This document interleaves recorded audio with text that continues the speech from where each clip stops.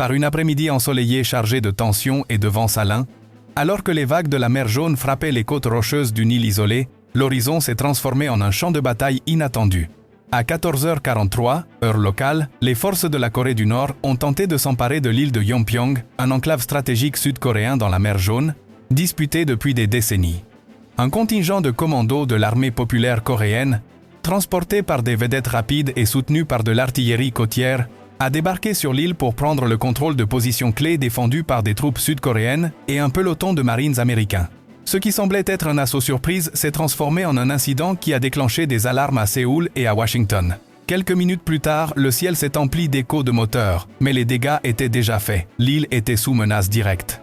Pyongyang avait franchi une ligne rouge, et la réponse des marines américains qui a suivi a terrifié les dirigeants nord-coréens comme rarement. Selon des rapports déclassifiés du commandement Indo-Pacifique, les commandos nord-coréens n'agissaient pas seuls dans cette avancée diurne.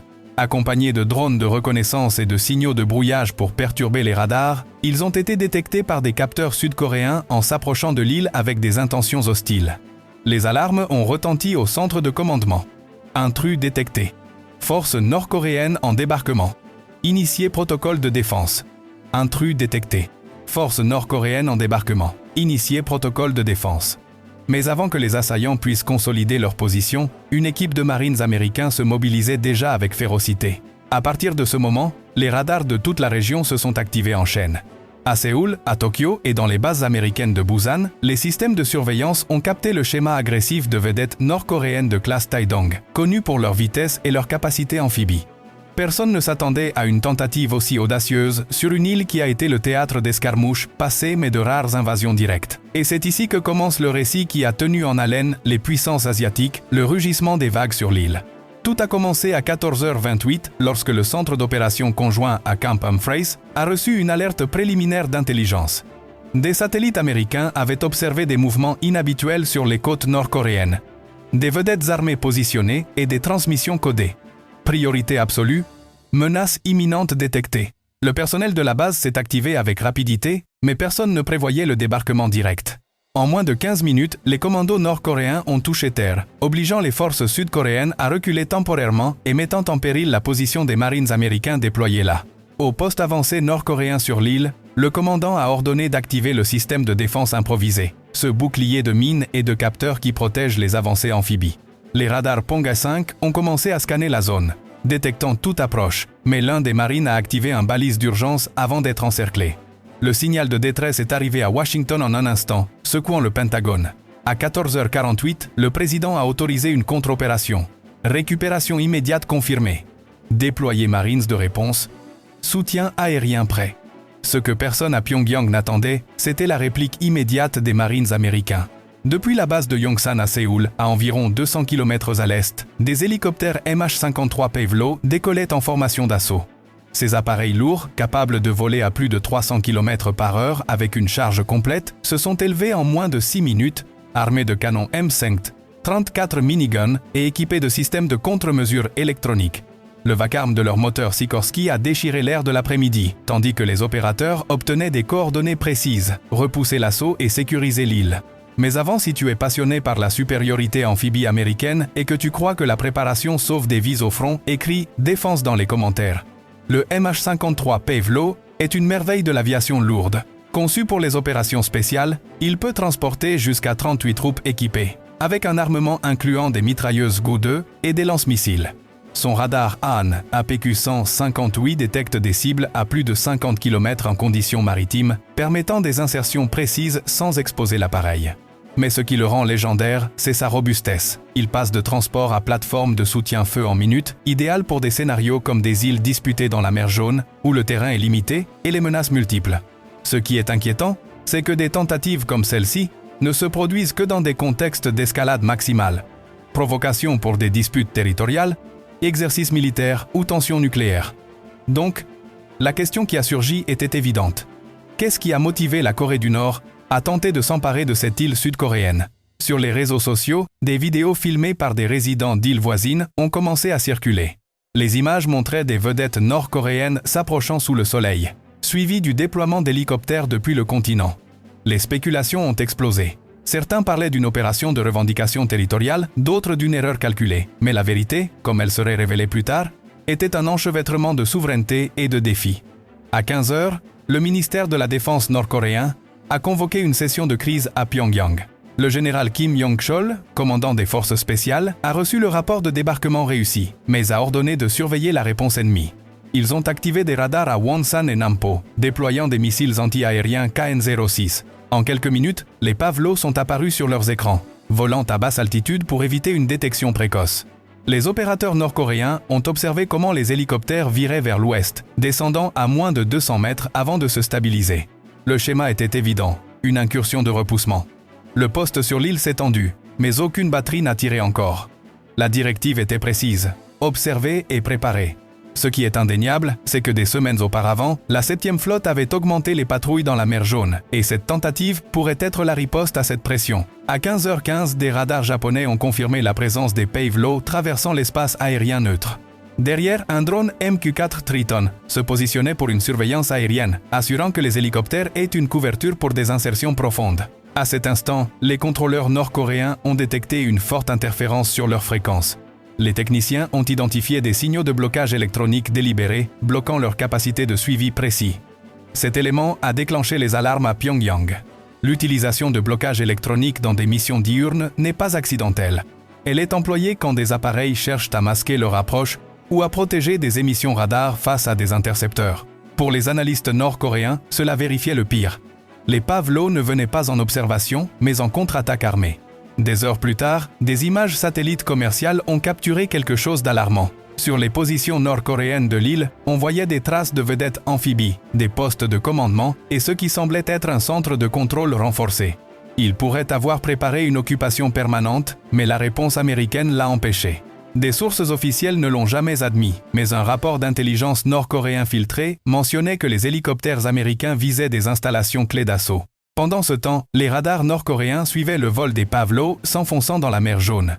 L'anxiété n'a diminué que lorsque les échos ont viré à l'est, en direction des bases en Corée du Sud. Mais l'événement a laissé un écho clair. Quelque chose s'agitait sur l'échiquier de la péninsule et personne ne connaissait l'issue complète. Ces derniers mois, la mer Jaune est devenue un foyer de surveillance perpétuelle pour les forces américaines. Des porte-avions dans le Pacifique aux bases en Corée du Sud et au Japon, les opérations de patrouille, de reconnaissance et de réponse rapide se sont intensifiées. Le MH-53 Pavlo est clé dans ce schéma. Sa capacité à déployer des troupes en minutes le rend parfait pour des repoussements ou des insertions amphibies. Mais ce qui était extraordinaire dans cet incident, c'était son immédiateté. Il n'y a eu aucun avertissement préalable à l'ONU ni coordination publique avec les alliés. Tout suggère une opération de réponse flash. Un déploiement réactif qui opère en dehors des protocoles standards.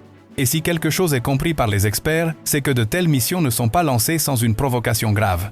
Avant de continuer, abonne-toi à la chaîne parce que dans les prochaines minutes, tu découvriras ce que les satellites d'intelligence ont révélé après la réponse des Pavlo et pourquoi ce choc pourrait être lié à l'une des plus grandes escalades dans la péninsule de l'année. Des heures après la tentative, le gouvernement nord-coréen a émis un communiqué urgent. Les forces armées ont répondu à des provocations impérialistes dans notre périphérie maritime. Des protocoles de défense souveraine ont été activés pour protéger la nation.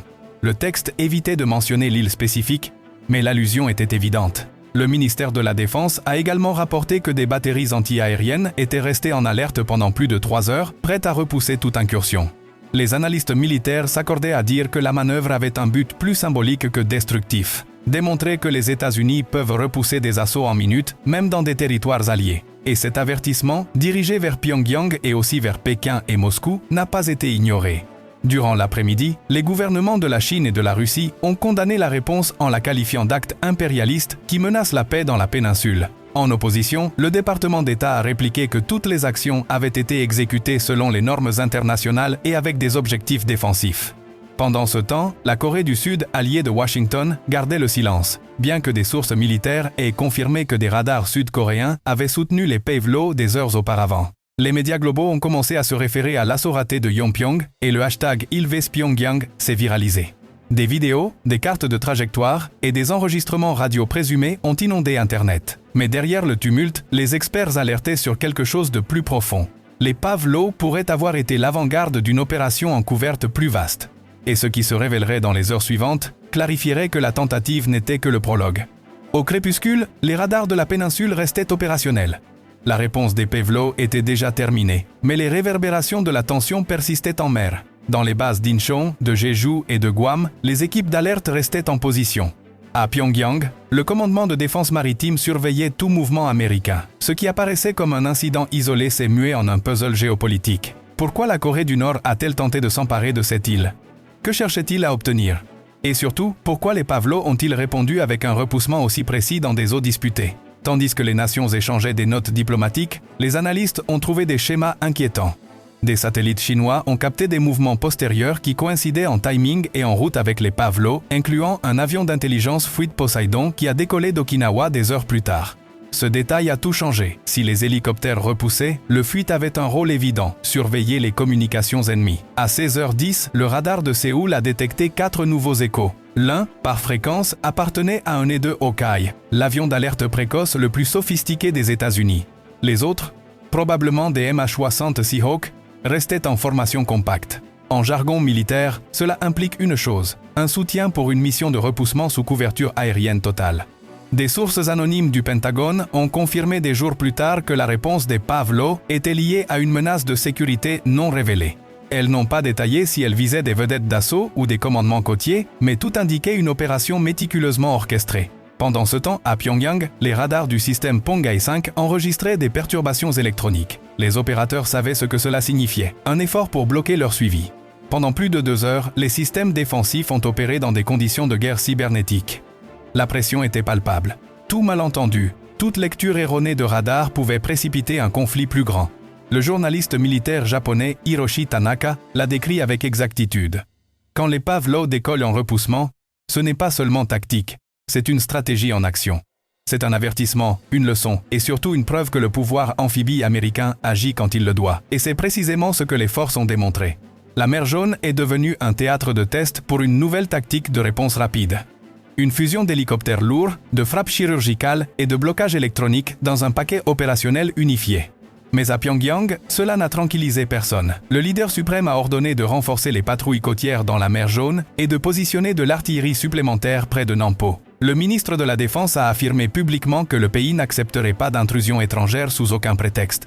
Cet après-midi-là, la TV nord-coréenne a montré des radars en opération et des troupes mobilisées. C'était une riposte symbolique, mais aussi un défi. Mais avant de connaître l'issue impactante, abonne-toi à la chaîne et reste parce que dans les prochaines minutes, tu découvriras ce que les satellites d'intelligence ont révélé après la réponse des PVLO et pourquoi ce choc pourrait être lié à l'une des plus grandes escalades dans la péninsule de l'année. À 10 à 7h15, des images satellites ont capté les PVLO rentrant à Camp Humphreys. L'atterrissage a été agile et sans fanfare. Aucun média américain ne l'a rapporté, aucune annonce n'a été faite. Cependant, un observateur civil dans un port voisin a capturé une photo floue des hélicoptères descendant avec de la fumée résiduelle. Sur l'image, on note quelque chose de particulier. Des conteneurs de munitions vides et un marine blessé en train d'être assisté. Cette photo a nourri de nouvelles hypothèses. Certains portails indépendants ont assuré que les hélicoptères avaient neutralisé des vedettes nord-coréennes. D'autres ont allégué qu'ils avaient repoussé des radars côtiers. Le Pentagone, fidèle à son protocole, s'est limité à déclarer « Nous ne discutons pas des détails d'opérations actives ». Mais dans les bureaux d'intelligence de la péninsule, cette phrase équivalait à une admission. 3 jours plus tard, une source liée au corps des Marines a filtré un dato bouleversant. Les PVLO avaient exécuté une opération de repoussement prioritaire sur l'île. Le terme, selon les spécialistes, est utilisé pour désigner des contre-attaques contre des menaces imminentes, des débarquements au centre de commandement. Les hélicoptères pourraient avoir expulsé des commandos avant que cela n'escalade en occupation. Rien n'a été validé, mais la chronologie coïncidait avec un événement préalable. Un navire nord-coréen avait été détecté rôdant autour de l'île. Cette connexion a ouvert une nouvelle perspective. La réponse était plus que de la défense, c'était une prévention contre une chaîne d'attaque. Si c'est véridique, le vol des PVLO était une course contre la montre. Tandis que la presse mondiale spéculait, au Pentagone régnait la prudence. Les porte-paroles évitaient les mentions directes, mais des documents internes filtrés à des médias spécialisés ont révélé quelque chose de clé. Le contre-attaque a été autorisé sous le protocole Rapid Repel Operation.